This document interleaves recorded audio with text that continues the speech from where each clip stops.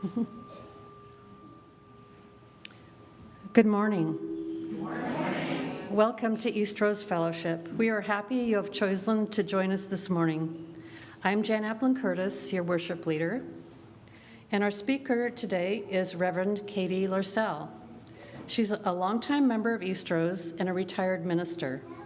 She was ordained by Eastrose in 2015 after serving the fellowship as finance chair and board president. She has recently taken to Kai and is now formally a Buddhist and affiliated with Unitarian Universalism.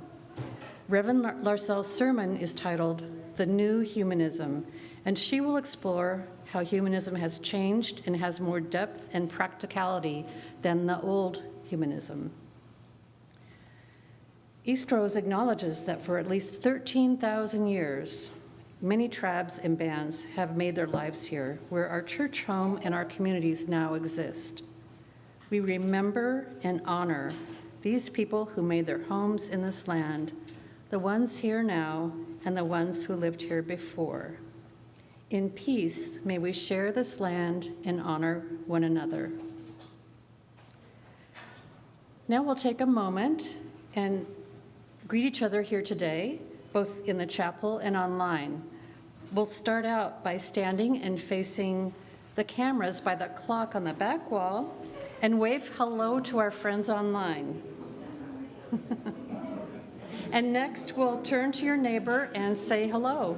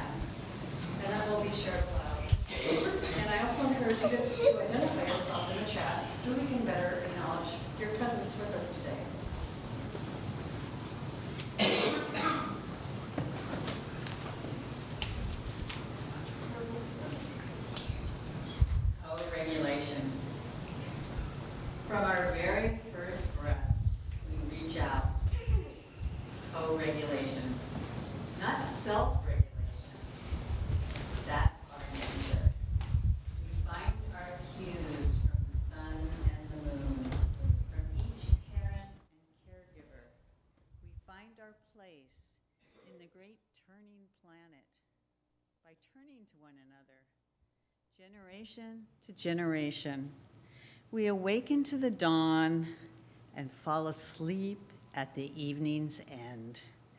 Our life's journey is part of something greater, something simple, something divine. A flame cannot be lit without a spark. A life cannot begin without the air. And we cannot begin to find ourselves without love. May we reach out to one another. May we offer love and nurturing care. May we join together in celebration of the interdependence of life. In this spirit, let us worship together.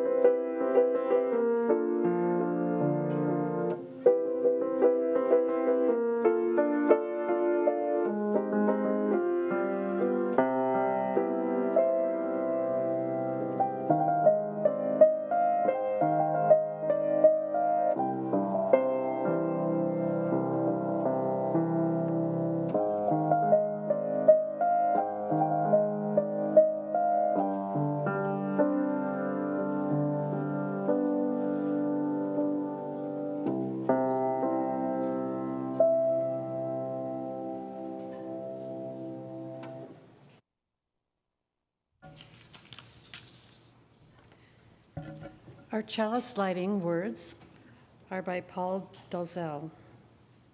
On this Sunday before Labor Day, we light this flame to honor all work, not only the work we do for pay with our hands, our backs, and our minds. That is important, yes, but also the work we do for love.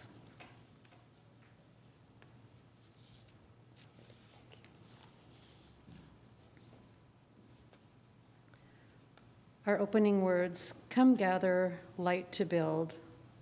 Come together again, gather in love. Light the fire of hope, build the foundation. Commit together again, gather in truth. Light the fire of freedom, build the entryways. Continue together again, gather in community. Light the fire of the future, build the shelter. Now please rise as you're willing and able in body or spirit and sing number 1029 in the teal hymnal. Love knocks and waits for us to hear, and the words are also on the screen.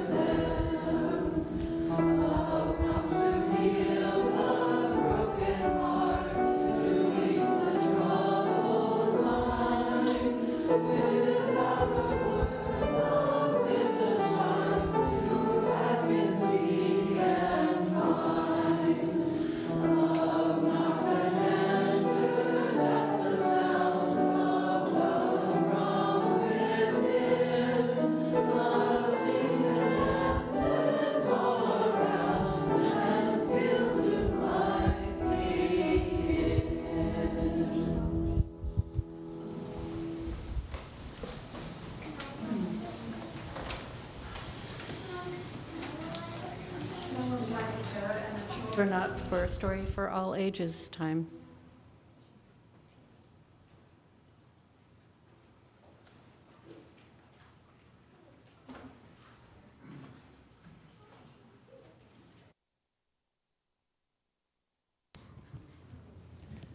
Good morning, welcome.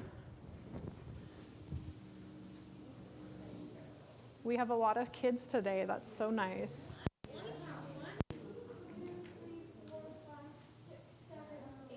I'm so glad you're all here. Yeah, I remember.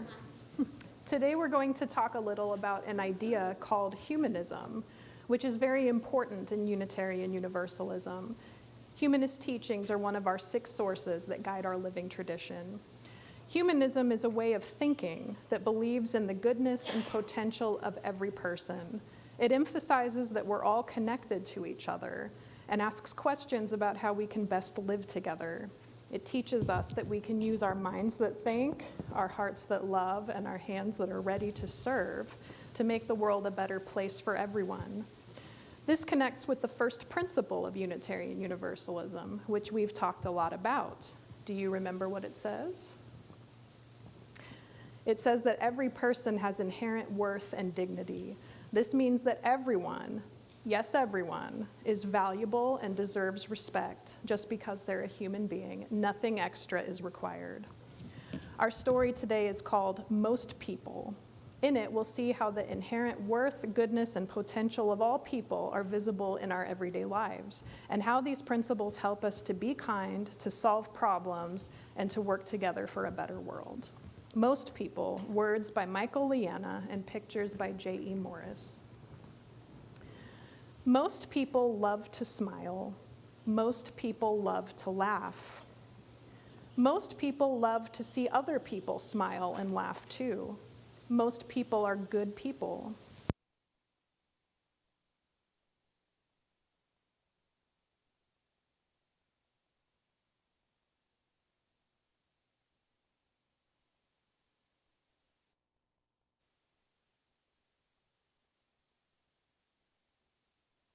You, ma'am.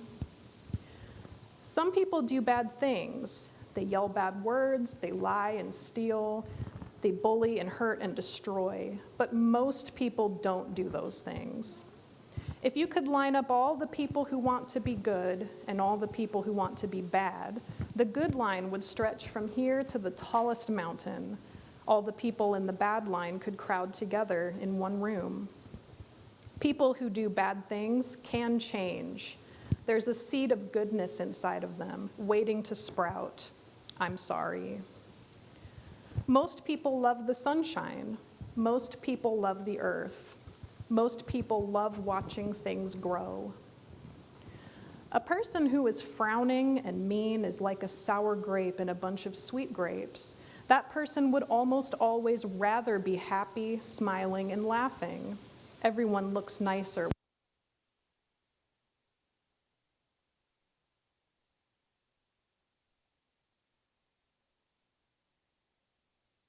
Someone is always there being good, because being good is what most people do.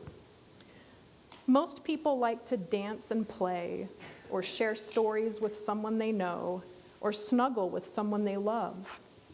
Most people like a kind word. Most people like thinking good thoughts about others. Most people smile when they see a baby.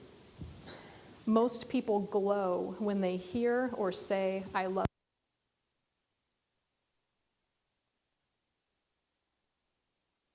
you. Each one of us has inherent dignity and worth, and as we live, work, and play together, we can. So the first, this is song 1010 in your teal handbook, but the second verse is not in the book, so it'll only be on the screen. Thanks.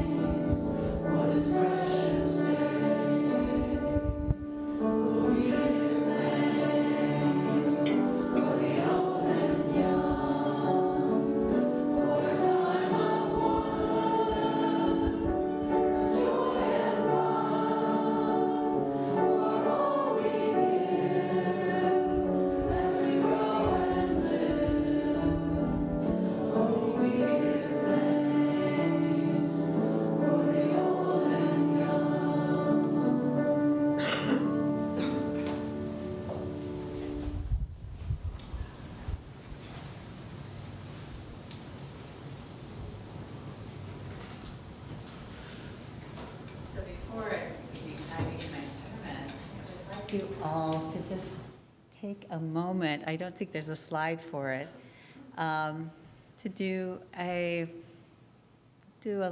quiet meditation, just to kind of get you in the mood, all right?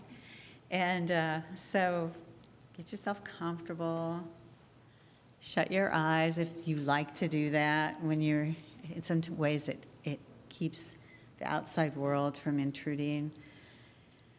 Take a breath or two.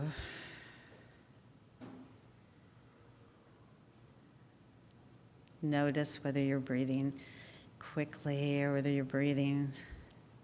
The ideal is to slow down your breath a little bit. And then just imagine a path.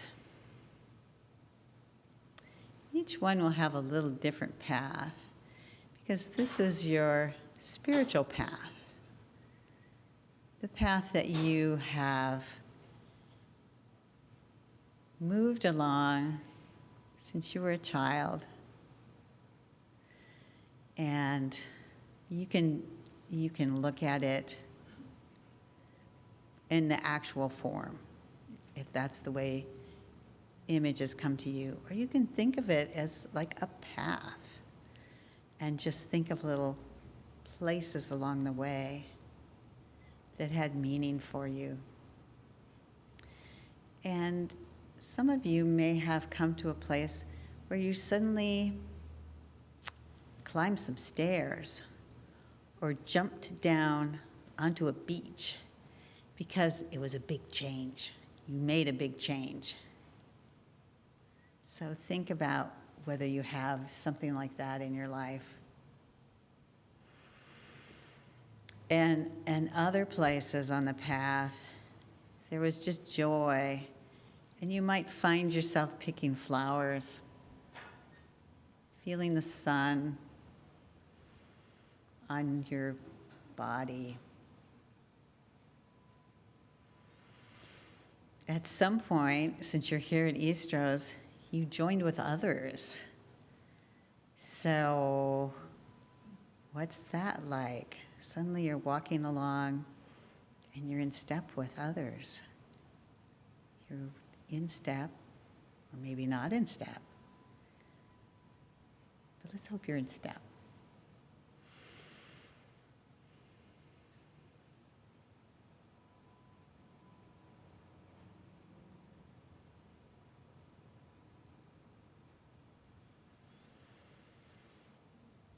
And since I mentioned a beach, let's all come out to a beach because it's a beautiful place. It's full of power and glory. And start to come back into the room. Start feeling the feeling in your hands, feeling in your toes. Open your eyes.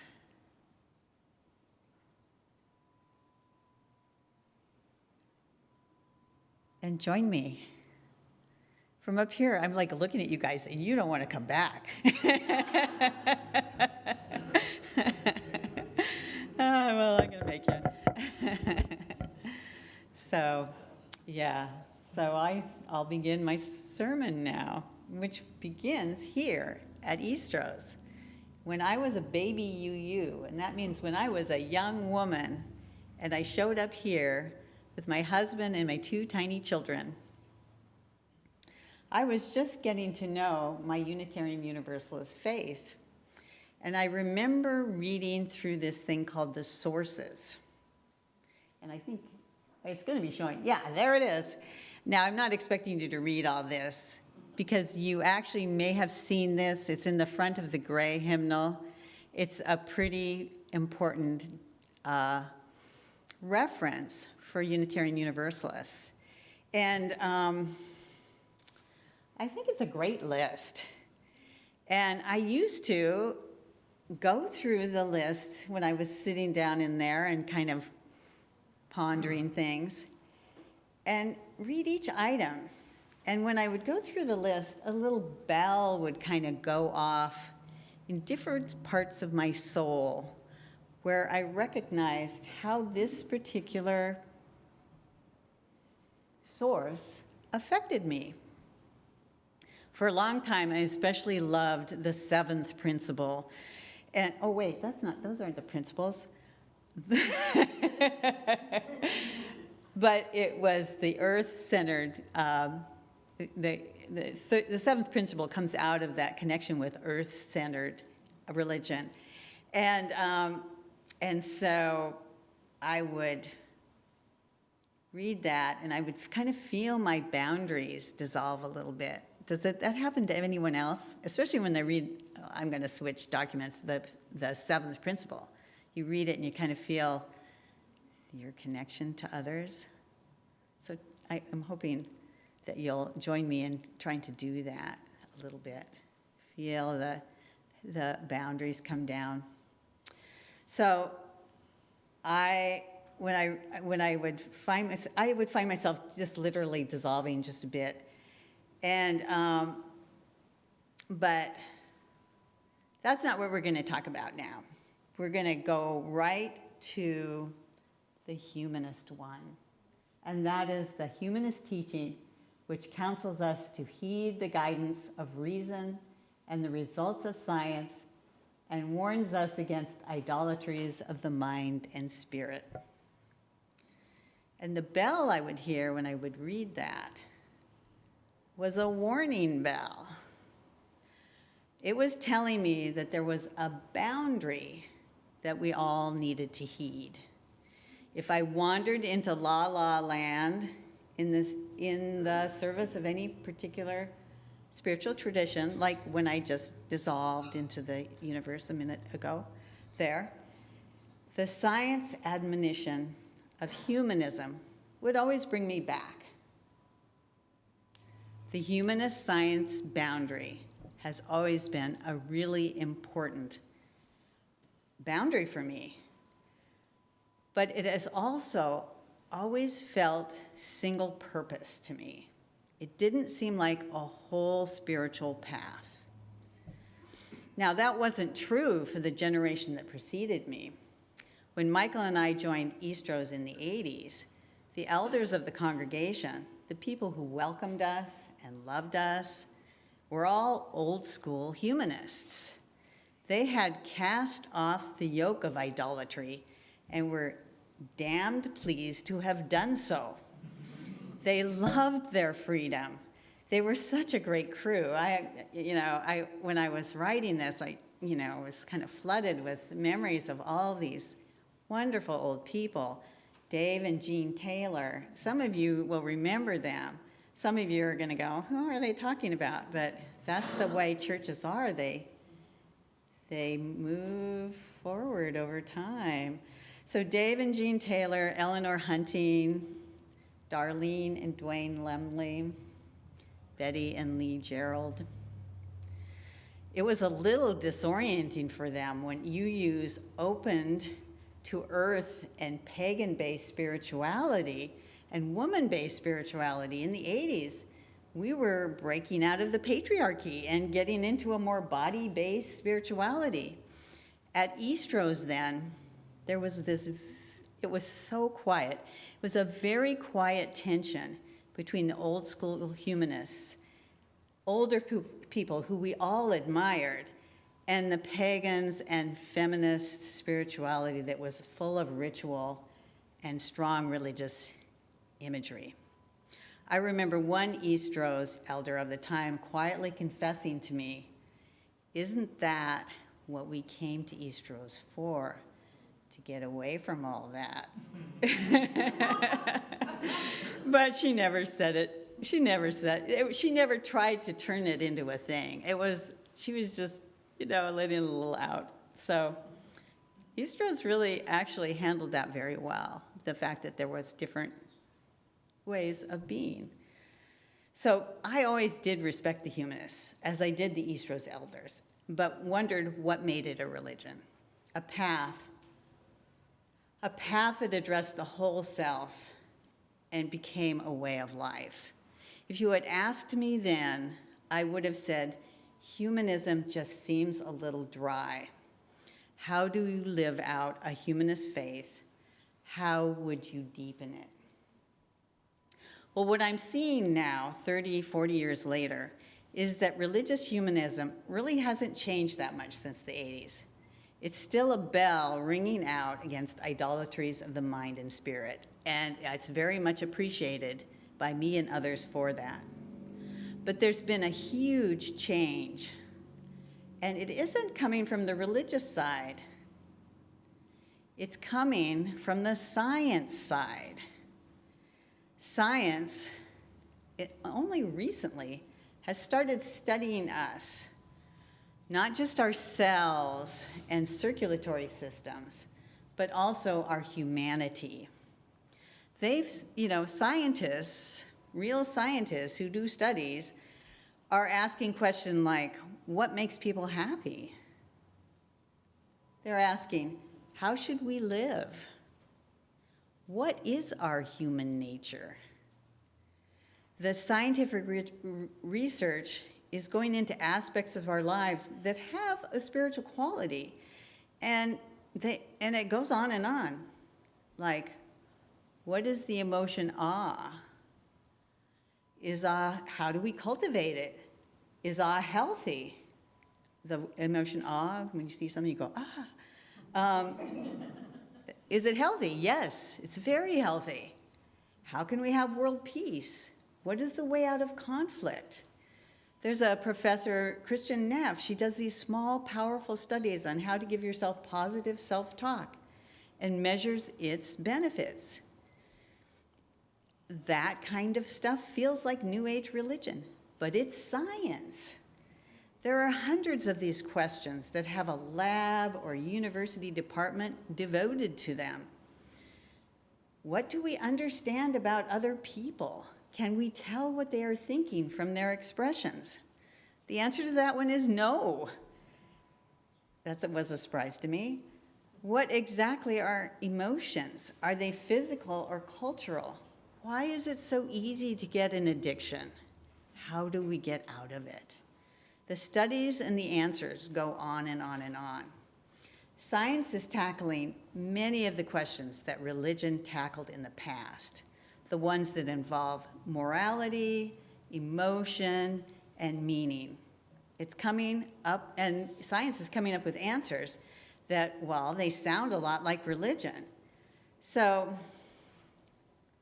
science is finding truths that are often very compatible with well-known wisdom traditions. One difference is that God doesn't come up in the science side of the conversation. What does come up is the value of believing in a power greater than ourselves, and as a result, pursuing a life of service grounded in love and compassion. Science says that's great. A person who does that is going to be happy, and according to Brené Brown, who we forget she's a scientist, she thinks people like that make better leaders. So what I am discovering by paying attention to this research is that it is actually changing my own behavior. I'll share with you 3 of my favorite scientific studies and how they have impacted me personally. I'll keep these very short. For example, the question, what makes people happy? My favorite research study on that is the Harvard Happiness Study. Has anyone heard about that? Yeah, a few of you. They have studied the lives of hundreds of men and women, and the study has lasted for 80 years. So they've gone through people's whole life cycle and then started on their children, and probably by now their grandchildren. President Kennedy was one of the early participants. There have been 3 different directors of the project, and of course many of the original participants have died. The current study director, Robert Waldinger, just wrote a book about the study, and what he says about having a long and happy life is this: the most important finding from the study is maintain strong relationships. All kinds of relationships.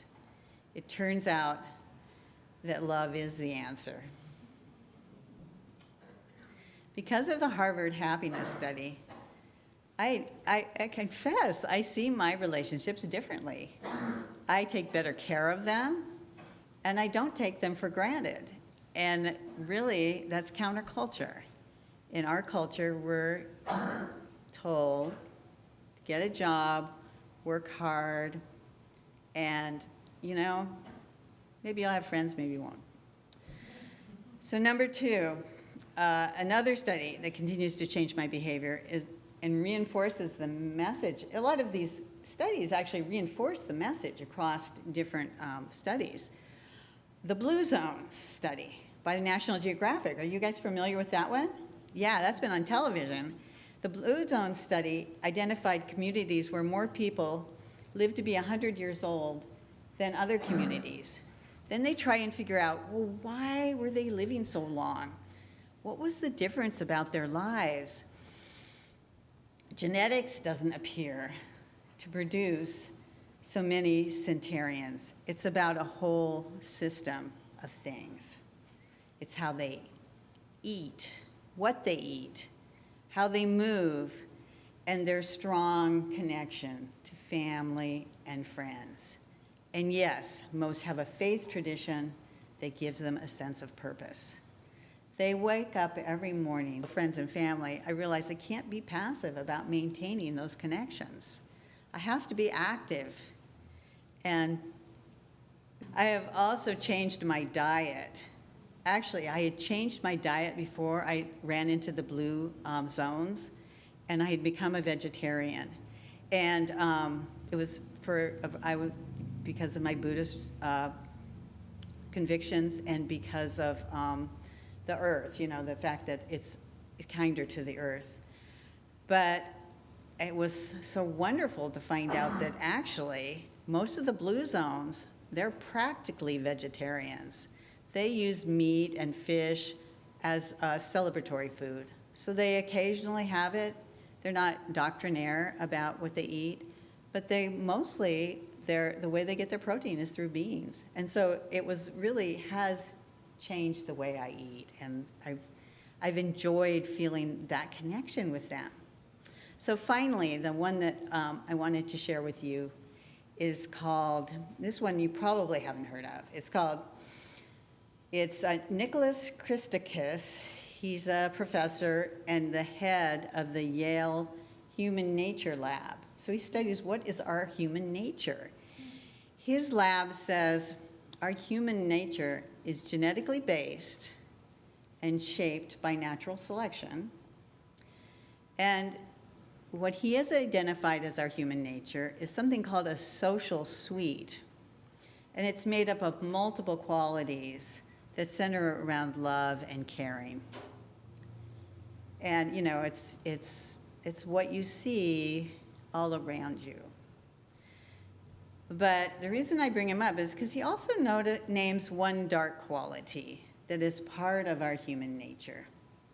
This quality is our preference for our own people, our own group. All those good, loving qualities, such as caring for your children, teaching others, and cooperating, are qualities we shower on our own group, and sometimes withhold from people we do not consider part of our group. And it can be used, as we have seen in society, it can be used to separate us from others and create enemies. At the heart of much of the evil of the world is this preference for our own group, and it is part of our human nature. I'd say it was a design flaw. We all have it. It's not evil either. I mean, you couldn't eradicate it if you tried, the idea that you prefer your family. How would you do that? But we need to know about it and work with it so that it doesn't cause the problems it causes in the world. This one affects us every day. With the election coming in November, 2 months away, it's good to just remember that it's our nature to get drawn into supporting our own. But don't let it get out of hand. I could give you more studies and lessons. There are lots more, but I'm afraid I'm going to wear you out if I just say study after study. But there is really this rich universe of scientific studies that help us live our lives better. I would love to see this new wisdom coming from science becoming part of our humanist religious landscape. Now more than ever, we need help to live good lives. Humanism has room to expand and be a larger path of spiritual sustenance. That's what I believe. It doesn't need to just be a warning bell, but a path one can follow. At this time, I kind of lured you in by saying you're going to hear about the new humanism. At this time, there is no new humanism as far as I can tell. But I'm encouraging you all to be a part of its birth. Because honestly, we are under siege in so many ways. We need a strong countercultural voice to help us live a happy, meaningful life. Right now, there are large societal forces working on us. Here's what I see. Are you seeing something similar? Capitalism is branching out and mining us for information that they can use to sell us products. The over-processed food they sell us makes us sick. The fossil fuel-driven economy we engage with is making the earth sick. Social media uses algorithms to sell advertising and to get us to look endlessly at our phones. The algorithms create a climate where wild statements and lies are accepted as truth. They do it because inflammatory statements get more clicks, and therefore advertisers make more money. It's a very, very shallow reason, and it has a profound effect. Smartphones and social media are affecting the well-being of our children, especially our teenagers. They probably aren't good for us either, and yet none of us can bear to give up our smartphones, myself included. More people find themselves in fragmented or dysfunctional families, and communities are not able to pick up the slack. As a result, there's an epidemic of loneliness. And political demagogues endlessly exploit our tragic flaw of preferring our own group for power, and by social media influencers who make money on it. Social media tools enhance these divisions. We are invited over and over to hate another group of people. So those are big forces, and a lot of them are new, or they're age-old, but they've become more powerful.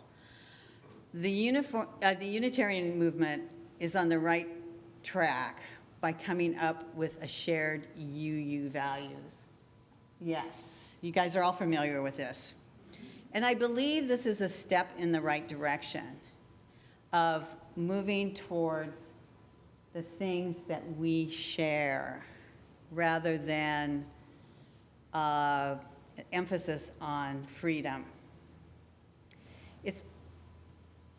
I also like the fact that they kept the old purposes and sources on the UUA website. You know, I thought, like many of you, I probably thought, oh, this is replacing that, and I would miss that. I'm so glad that they have kept it all there. But the shared UU values aren't enough. I believe it needs to be fleshed out with practices and ways we can work together to improve each other's lives, to live out some of these truths and good practices that science is sharing with us. I want to see these petals backed by science-based actions and habits we can share together, including even exercise and diet, because those are the part of our human being that we often leave at the door when we come into a religious organization.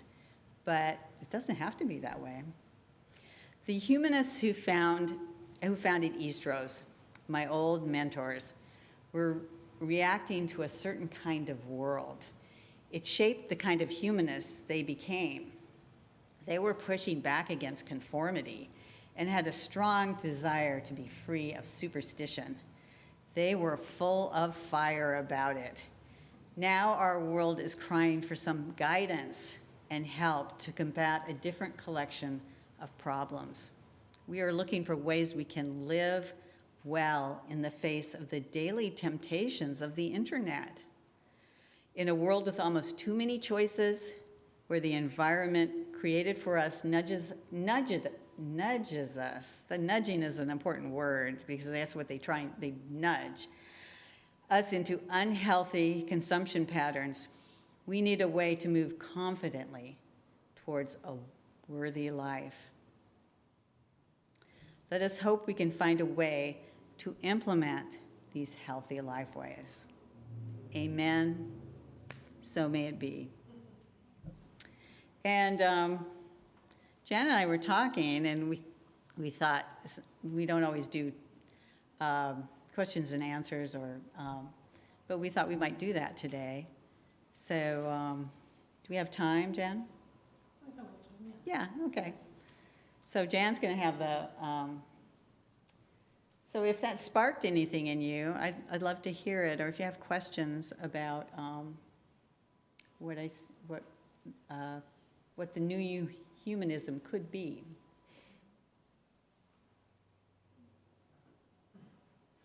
Other people, allowing ourselves to be vulnerable is like so crucial to strengthening relationships. And the shame that people feel. I mean, even my son can understand the concept of shame. Yeah. And that he doesn't want to feel it. Uh-huh. And that it is a guide that we're headed in a wrong direction. Right. And to open and allow ourselves to be seen as who we are, vulnerable and imperfect, is so important. I just wanted to add that. Thank you. That's a really great example of kind of the sort of studies that you can take into your life and start using, and you can use them in community too.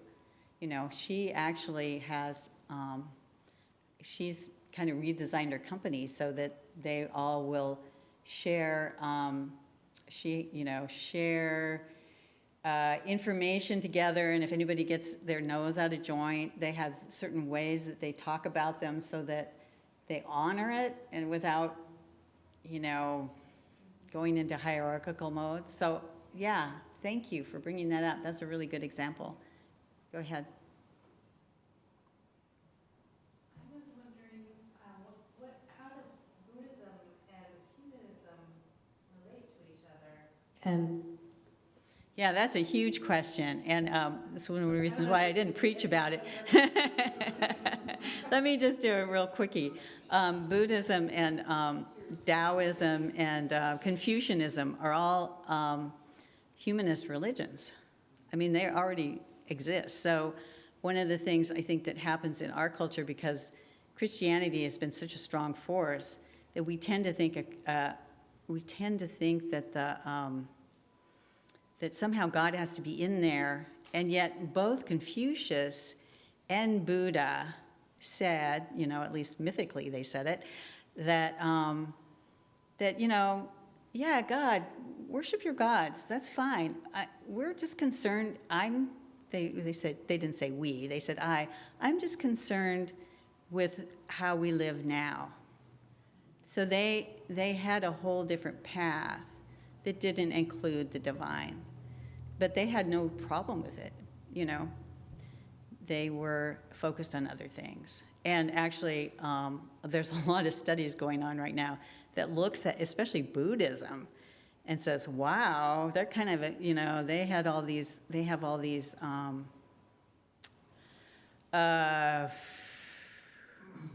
wouldn't call them, they say that the self doesn't exist. And everybody goes, what? I exist. But basically, the science is now kind of, at a fundamental level, kind of coming up with ways that that's actually kind of true. Especially our personalities are, not as steady and state as we think they are, etc. So, but that's like a big topic. To come back.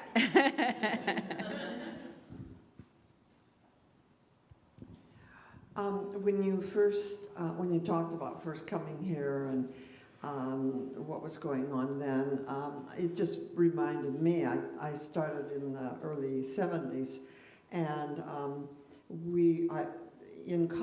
was coming from the college idea of the intellectualism, and we sat around in a circle here and talked about, we intellectualized. Mm-hmm. And there was, you didn't do the spiritual thing, no. And my friend and I went away for a while to find some spiritualism, but not religiosity or whatever. And so we found the Church of Religious Science, and that really helped. I loved that, and I still use the principles from there. Mm-hmm. But it's basically what they do is combine the spiritual ideas with science and so forth, and I'm seeing it more myself. I get 3 different science magazines. I love science. I'm just fascinated with it. But I keep hoping that they're going to combine spirituality with it. That it all is one. It all does connect. Thank you, Carol. That's kind of what I was trying to say. You said it shorter, maybe better. I think we have time for one more comment. There's somebody over there. I can't quite see.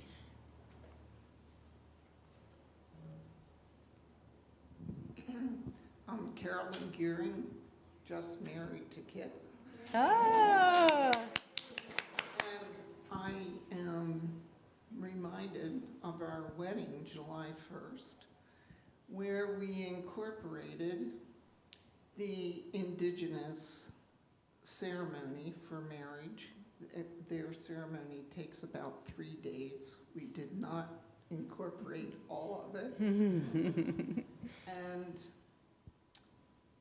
we were first concerned about cultural appropriation and would we be allowed to do this? And our housekeeper came to us at lunch and said, absolutely, and we will help you with it. My sisters and I, you won't have to do anything, just follow our lead.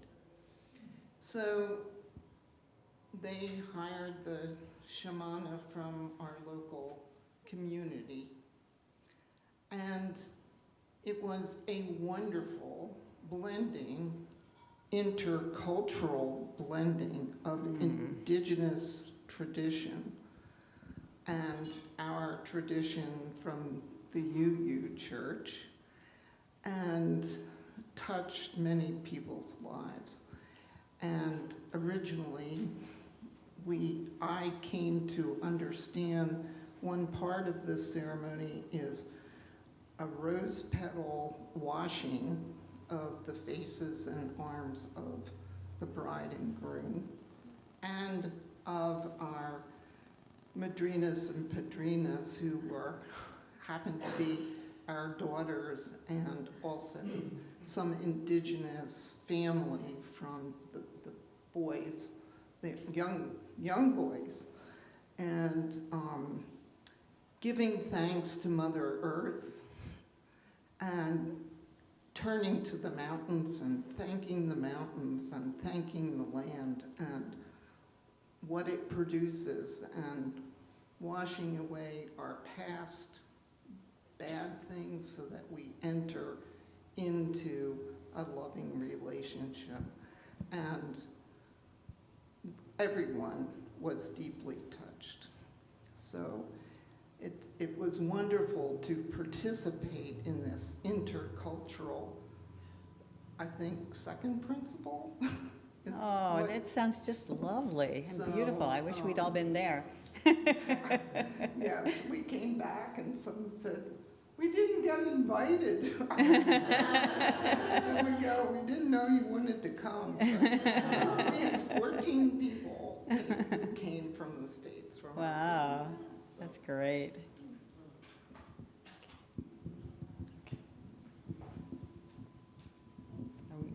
Yeah, we should probably move on now in the All interest right. of time, but All right, I'll turn it back over to you, Jan.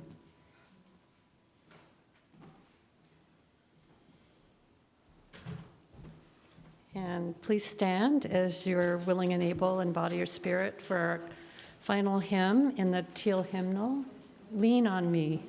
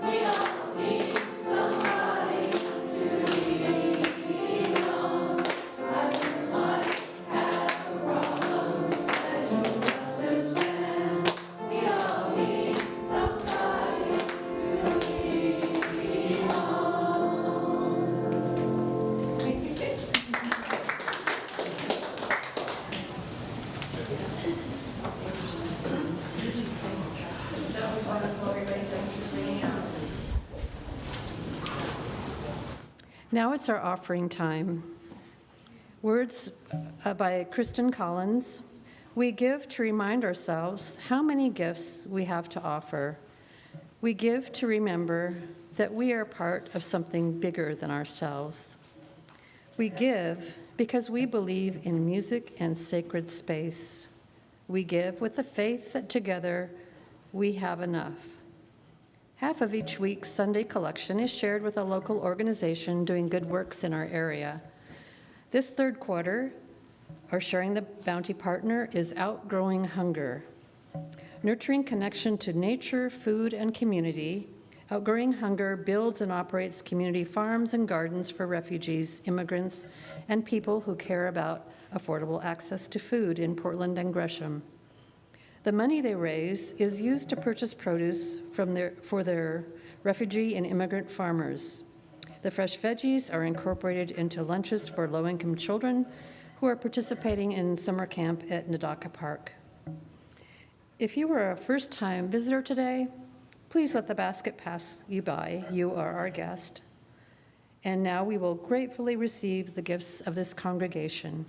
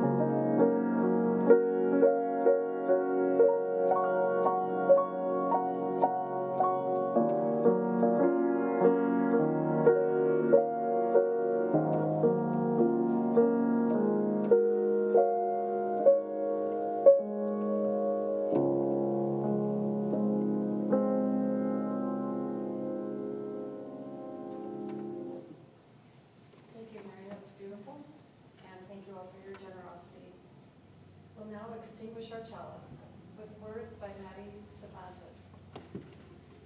We extinguish this flame, but we keep its light in our hearts with its message of love and justice, taking it outside these walls to the world we live in until we are together again. Thank you, Jan. Bless our winding way through life. The winding way, we search for our meaning, joy, and connection. Sometimes we are alone as we discover our heart and mind. Sometimes we are traveling together, gathering strength from our families, friends, and community. Bless this life that we share together. Amen.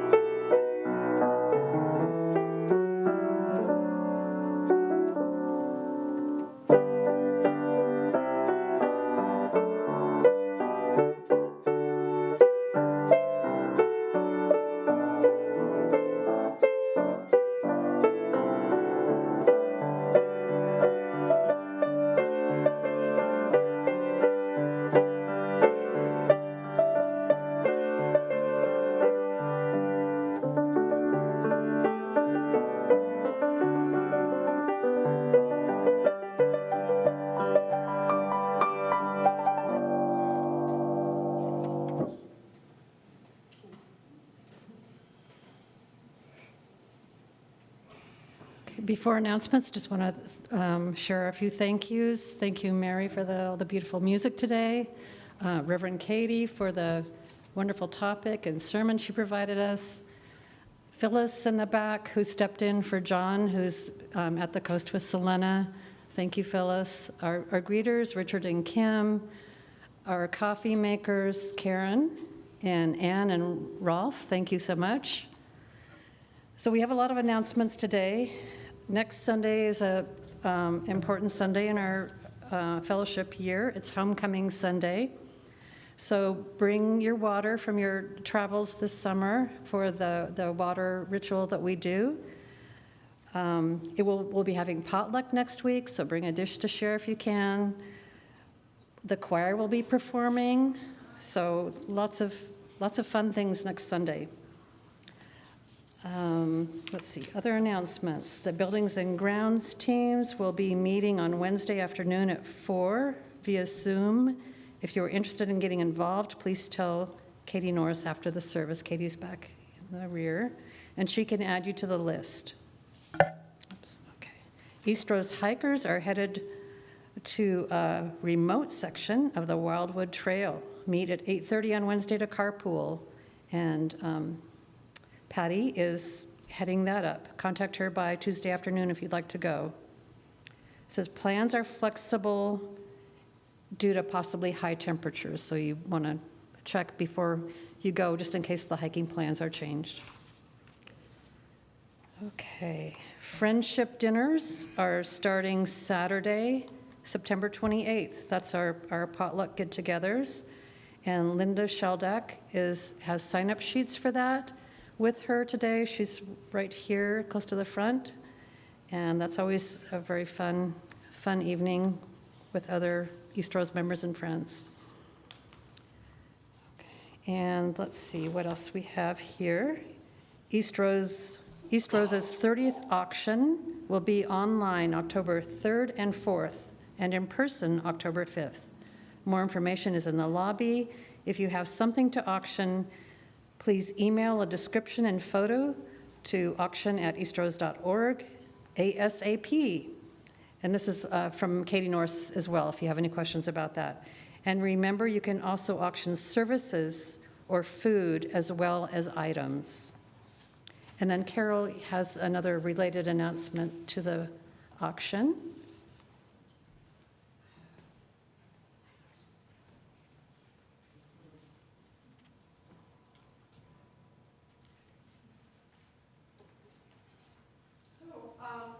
Yes, she is this on?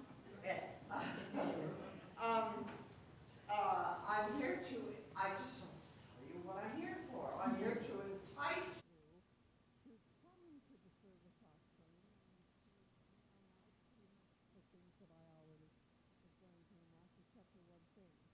First of all, this is our 30th anniversary of doing this wonderful.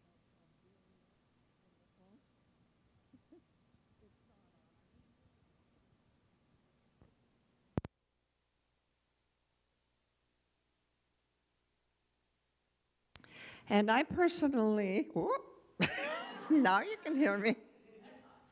And I personally think that no party is a party unless you have food. So I took charge of the food.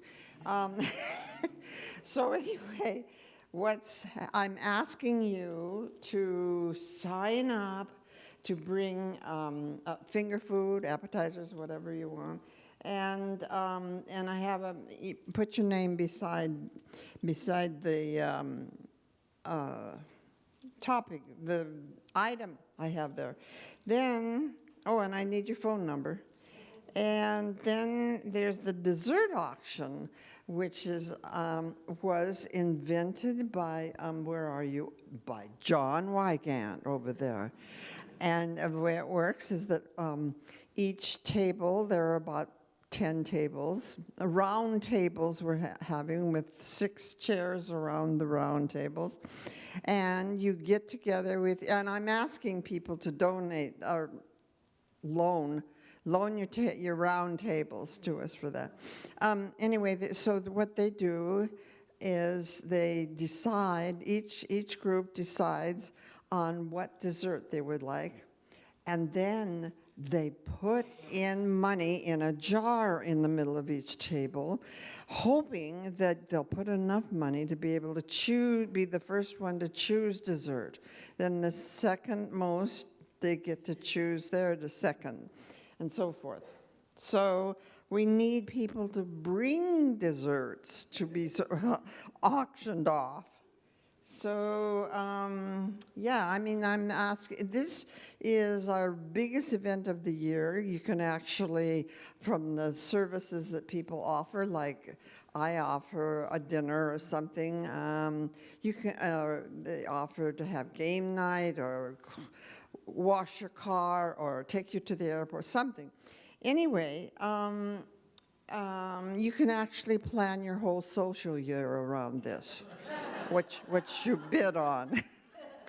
So I'm encouraging, and we really, since it's so big and everything, we really encourage everybody to get involved. It's just so much fun. The party is really a lot of fun. So that's it. That's my story for today to entice you. Next week, there will probably be somebody else with a story.